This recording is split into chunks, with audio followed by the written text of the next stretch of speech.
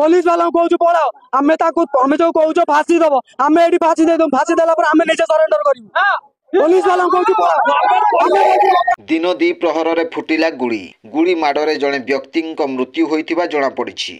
आज अपराह्न समय जाजपुर जिला पाणीकोइली बजार स्थित एक सुना दोकानरू चोरी करने आसी चोर माने गुड़ी माड़ करथिले।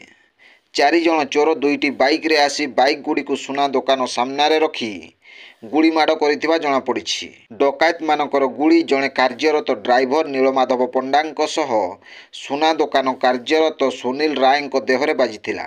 उभय नीलमाधव और सुनील को गुरुतर अवस्था जाजपुर जिला मुख्य चिकित्सालय रे भर्ती करा जाइथिले मध्य डाक्तर नीलमाधव को मृत घोषणा करिथिबा जणा पड़िछि। सुनील स्वास्थ्यावस्था गुरुतर थिबारु तांकु कटक बड़ मेडिकल को स्थानांतरित करा जाइछि।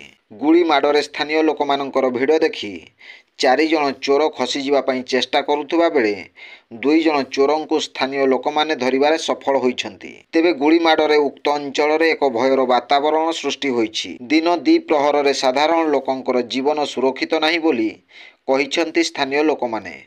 ब्यूरो रिपोर्ट जनजागरण ओडिया।